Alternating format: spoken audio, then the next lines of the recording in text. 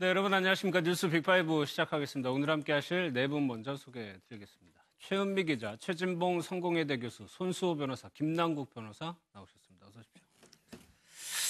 안태근 전 검사 얘기로 좀 시작하겠습니다.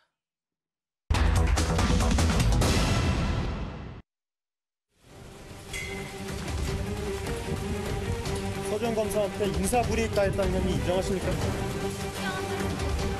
서 전 검사한테 한마디 하시죠. 부장님, 법원이 모든 혐의 인정 안 된다고 했는데 기각 사유에 대해서 어떻게 생각하십니까? 여전히 인사게임이 없었다는 입장이신가요?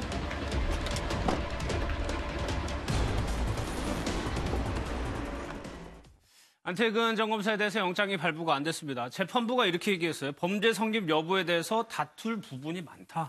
예, 그렇습니다. 지금 영장 실질 심사가 있었던 거고요. 예. 검찰에서 구속영장을 청구했는데 이 검찰에서 제기한 범죄 혐의는 그 성추행은 아닙니다. 그렇죠. 이미 그 서지현 검사를 성추행한 내용은 이제 공소시효가 지났기 때문에 그 서지현 검사가 성추행 문제를 공식적으로 제기한 이후에 인사상 불이익을 받았다는 내용, 예. 그게 직권남용 혐의가 있다라는 이유로 검찰이 구속영장을 청구한 거였는데 법원에선 이렇게 이야기를 했습니다. 사실관계나 법리적인 면에서 범죄 성립 여부에 대해 다툴 부분이 많다. 그리고 지금까지 이뤄진 수사 내용과 안태근 전 국장의 주거, 그러니까 주거가 불분명하지 않다라는 뜻인 것 같아요. 주거 등에 비춰봤을 때 구속 사유나 필요성을 인정할 수 없다라고 판단을 했습니다. 결국엔 안전지사처럼 불구속 상태에서 재판을 받게 됐습니다. 그러면 손수호 변호사 이것을 두고 그러니까 이 부분을 강조해서 얘기를 했기 때문에 유죄 입증이 쉽지 않다라는 전망도 나옵니다. 그렇습니다. 물론 영장 실질 심사 결과가 유무죄 판단으로 곧바로 이어진다고 단정할 수는 없습니다.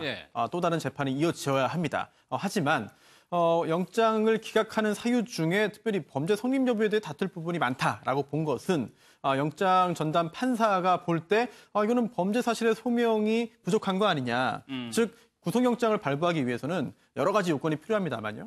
가장 중요하고 가장 먼저 인정돼야 하는 것이 바로 죄를 범하였다고 볼 만한 상당한 이유가 있어야 합니다. 그래야 추가적으로 구속 사유, 또 다른 구속 사유가 있는지를 볼 수 있는 건데요. 봐야 되는 것인데요. 하지만 아예 첫 번째 단계부터 즉 범죄 성립 여부에 대해서 의문이 있다. 범죄 사실 소명 단계도 이루어지지 않았다라고 한다면 앞으로 이루어질 형사 재판에 있어서도 이제 검사가 유죄에 입증을 하는 것이 만만치 않을 것이다라고 하는 그런 신호로 볼 수 있겠죠. 어제 법정 모습을 보면은 안태근 변호사가 눈물을 흘렸다고 하는데 글쎄요, 그렇게 우는 경우가 흔한 경우인가요?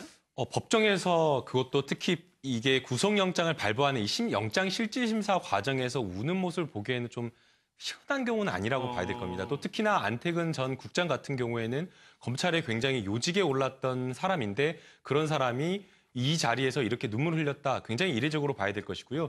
또 어제 영장실질심사를 발부를 했던 영장실질심사 담당 판사는 27기였고요. 안태근 검사 같은 경우는 20기였습니다. 그러니까 사법연수원 기수로만 보더라도 7기수나 나이로도 굉장히 어리다고 하면 그렇겠지만 어쨌든 본인보다 후배 법조인한테 이렇게 영장실질심사를 받으면서 그렇게 눈물을 흘렸다라고 하는 것은 굉장히 좀 이례적이라고 봐야 될 것이고요. 이와 관련해서 안태근 전 국장이 왜 눈물을 흘렸는지 구체적인 이유는 말하지는 않았지만 추측컨대 그 자리에 있었던 사람들은 사실 안태근 국장 같은 경우에는 굉장히 검찰에 있는 동안 요직을 가면서 승진만 했습니다. 그런데 퇴직 자체를 좀 불명예스럽게 했고 또 굉장히 높은 자리에 있다가 이렇게 영장실질심사 범죄로 인해서 또 그것도 검찰한테 기소를 당한 어떤 그런 것들 자체가 굉장히 뭔가 좀 충격적이어서 눈물을 흘리지 않았나라고 지금 추측하고 있는 상황입니다.